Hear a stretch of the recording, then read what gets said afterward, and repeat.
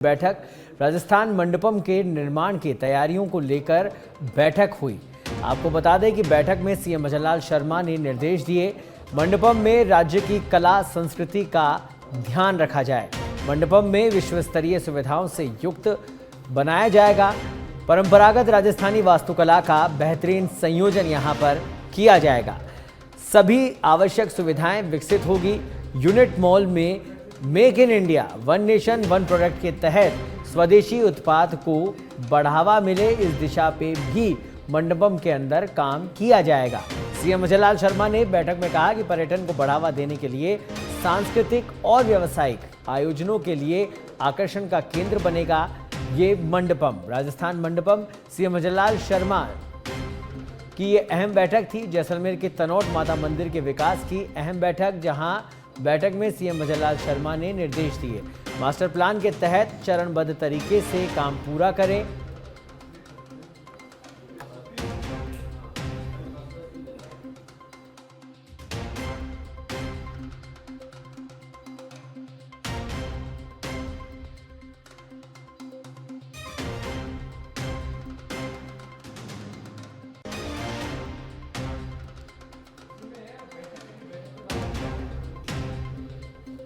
तो सीएम भजनलाल शर्मा ने निर्देश दिए, साथ ही मास्टर प्लान के तहत चरणबद्ध तरीके से काम करे। ये बात उन्होंने कही। विश्व स्तरीय धार्मिक स्थल के रूप में विकसित करने के निर्देश दिए गए। साथ ही उन्होंने कहा कि मंदिर परिसर में आधुनिक विकास कार्य करने के लिए निर्देशित किया। मुख्य मंदिर व प्रवेश द्वार के सौंदर्यीकरण को प्राथमिकता देने के निर्देश दिए हैं। मंदिर क्षेत्र में एडवेंचर स्पोर्ट्स, डेजर्ट सफारी सहित आधुनिक सुविधा मुहैया कराने के निर्देश दिए। वहीं बैठक में सीएम भजनलाल शर्मा ने कहा कि तनोट माता मंदिर राजस्थान के धार्मिक और ऐतिहासिक गौरव का प्रतीक है।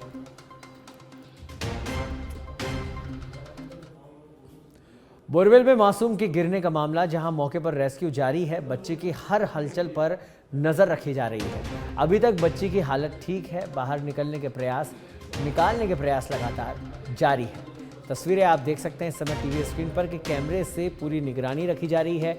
यहाँ पर ऑक्सीजन पाइप इस बोरवेल के अंदर छोड़े गए हैं जिससे ऑक्सीजन की कमी ना हो। फिलहाल कैमरे के अंदर बच्ची की हलचल जारी है। लगातार राहत बचाव कार्य यहाँ पर चल रहा है।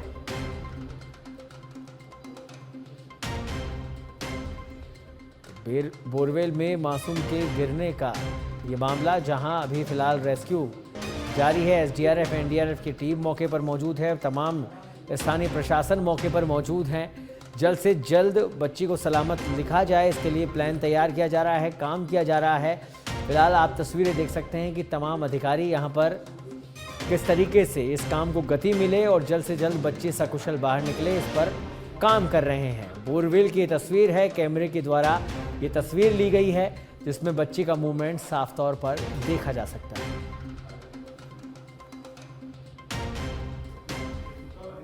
कांग्रेस के प्रदर्शन और राहुल गांधी के बयान पर बीजेपी प्रदेश अध्यक्ष मदन राठौड़ ने निशाना साधा है।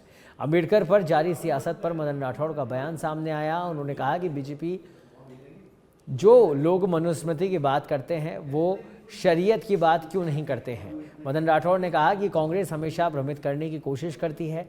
पीएम मोदी का कुवैत का सर्वोच्च सम्मान को लेकर राठौड़ ने कहा कि कुवैत मुस्लिम देश है जहां पीएम मोदी का सर्वोच्च सम्मान किया गया। मेरी उन्हें शुभकामना, ये हमारे लिए गौरव की बात है। राठौड़ ने कहा कि 20 के लगभग देश अपने सर्वोच्च सम्मान से पीएम को सम्मानित कर चुके हैं।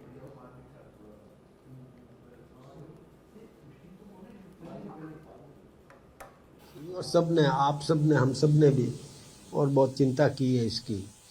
सड़क निर्माण में कहीं भी किसी भी प्रकार की कोई त्रुटि होती है तो उसको भी गंभीरता से लिया जाता है और NHAI को भी इससे आगाह किया जाता है। वैसे तो अधिकारी लोग सोच समझ करके इसका निर्णय करते हैं, करना भी चाहिए। लेकिन फिर भी यदि हमको कहीं भी किसी भी प्रकार की असुविधा होती है या ऐसा लगता है कि इसको अंडरपास से देकर के और निकाला जाए या यदि बीच में डिवाइडर को काट करके भी देना तो होता है, तो उसके कैसे पैरामीटर्स है वो सब तय है। उन पैरामीटर्स के हिसाब से ही वो कट या यू टर्न करने का वो प्रावधान दिया जाता है। लेकिन कहीं पर यदि त्रुटि हुई है तो उसकी जांच तो हो रही है और जांच भी करेंगे संबंधित सक्षम व्यक्ति को, और इसके लिए यदि आरोपित किया जाता है तो वो भी प्रावधान है उसमें। लेकिन सबसे बड़ी बात यह है कि हमें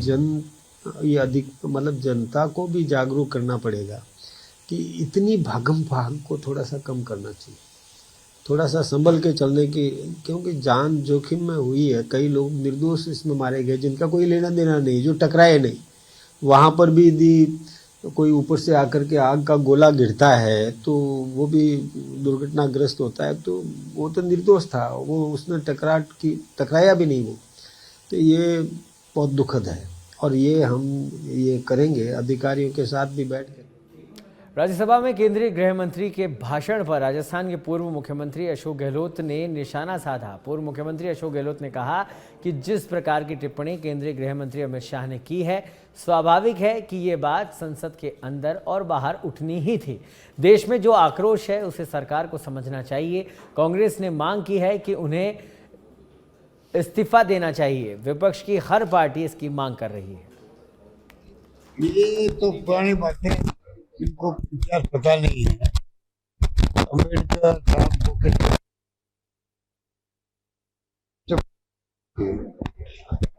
संविधान सभा के वो अध्यक्ष बने, इन्होंने बनाया क्या? इनको पता ही नहीं, ये थी नहीं फ्रीडम मूवमेंट के अंदर। ये जो बातें करते हैं खाली कहना चाहिए कि गुमराह करने के लिए कर रहे हैं, क्योंकि उस जमाने के अंदर जिस प्रकार अम्बेडकर साहब को सम्मान दिया गया, ड्राफ्टिंग कमेटी का चेयरमैन बनाया गया संविधान की, आज देश उनको याद इसीलिए करता है वो संविधान ड्राफ्टिंग कमेटी चेयरमैन थे। इन्होंने बनाया क्या उनको? लॉ मिनिस्टर इन्होंने बनाया क्या? तो इसलिए ये बातें गुमराह करने की बातें लोग समझ। जयपुर में 15 सूत्रीय मांगों को लेकर प्रदेश भर में पीडब्ल्यूडी के ठेकेदारों ने जयपुर मुख्यालय पर प्रदर्शन किया। धरना प्रदर्शन वर्क कॉन्ट्रैक्टर संगठन के तत्वावधान में किया गया। आपको बता दें कि गौड़ जिला विकी ठेकेदारों के द्वारा पिछले 1 साल में अपनी मांगों को लेकर लगातार प्रदर्शन किया जा रहा है, लेकिन विभाग की ओर से कोई सुनवाई नहीं की गई है। बता दें कि दोष निवारण अवधि को 5 साल से घटाकर 1 साल किए जाने, इसके अलावा बकाया भुगतान तुरंत किया जाए, साथ ही रजिस्ट्रेशन नवीनीकरण बंद करने और पुराने रजिस्ट्रेशन पर फीस वापसी की जाने की मांग शामिल है। इसके साथ ही जीएसटी परसेंटेज कम किए जाने और पुराने प्रकरणों को तुरंत निपटाने की मांग भी शामिल है। हम पिछले 2 साल से तो हमारी मांगों पे मांग पत्र देते आ रहे हैं। पिछले 29 अक्टूबर को माननीय मैडम पीडब्ल्यूडी मिनिस्टर दिया कुमारी जी ने हमारे साथ में एक मीटिंग करी थी डेलीगेशन की। उसमें पीडब्ल्यूडी के एसीएस और वित्त सचिव दोनों को साथ में बिठा के बताया गया था कि भाई इनकी जो भी मांगे हैं ना, उन पे सहानुभूतिपूर्वक विचार करके उनको निपटाया जाए। लेकिन उस चीज को 2 महीने हो गए, उस बारे में एक भी मांग का कोई मांग पत्र में से निष्कर्ष नहीं निकला। आज हमने 1 दिन का सांकेतिक धरना दिया है और इनको अल्टीमेटम दिया है कि 5 तारीख तक जो हमने आपको समय समय पर मांग पत्र दिया है उस पर आप ऑर्डर निकालिए, वरना 6 तारीख से अनिश्चितकालीन धरना शुरू हो जाएगा। जैसे पहली 6 और 7 को जयपुर जोन, ऐसे अलग अलग जोन को हमने तारीखें करी हैं और कोई तीसरी नहीं है। अब के जो आंदोलन है वो अपनी जो भी हमारी मांगे हैं उनको पूरा होने तक ये आंदोलन जारी रहेगा। उसके बाद टेंडरों का बहिष्कार हो, काम बंद करना हो, मतलब किसी भी हद तक ठेकेदार जाने को अब के मजबूर। नर्सिंग ऑफिसर भर्ती 2023 में प्रोविजनल सूची में सम्मिलित नर्सेज अंतिम चयन सूची में परिवर्तन के कारण भर्ती प्रक्रिया से बाहर हो गए, जिसके चलते उनके मानसिक, पारिवारिक और आर्थिक आहत पहुंचा है। इसको लेकर राजस्थान नर्सेज एसोसिएशन के पदाधिकारी आज काफ़ी संख्या में इकट्ठा होकर स्वास्थ्य भवन पहुंचे और उन्होंने चिकित्सा एवं स्वास्थ्य विभाग के शासन सचिव को ज्ञापन दिया। संगठन के पदाधिकारी ने कहा कि भर्ती प्रक्रिया में उन्हें सम्मिलित किया जाए। गौरतलब है कि नर्सिंग ऑफिसर भर्ती 2023 में प्रोविजनल सूची जारी कर दी गई थी, लेकिन सरकार बदलने के बाद अन्य अभ्यर्थियों ने कोर्ट में रिट लगा दी। उसके बाद मौजूदा सरकार ने अंतिम सूची जारी करने में नियम बदल दिए। ऐसे में प्रोविजनल सूची में कई अभ्यर्थी अंतिम मेरिट लिस्ट से बाहर हो गए। सर, हम 2023 नर्सिंग ऑफिसर भर्ती में सेलेक्ट थे प्रोविजन लिस्ट में, जो पूर्ववर्ती सरकार में 1.5 साल 14 महीने पहले निकली थी। लेकिन अब 6 तारीख को जो लिस्ट आई है फाइनल लिस्ट, उसमें हमें कई कारणवश किसी दूसरे कैडर को बोनस देकर हम बाहर हो गए। उस वजह से तो हमें तो उनसे भी कोई आपत्ति नहीं है, लेकिन हम ये चाहते हैं कि हमें भी जो हज़ारों की संख्या में लगभग 1000 जो अभ्यर्थी है वो बाहर हो गए, तो पदवर्दी करके हमें अंदर लिया जाए। हम मंत्री जी से भी मिल चुके, तो मंत्री जी ने आश्वासन दिया हमें, तो उनसे भी हमें पूर्ण उम्मीद और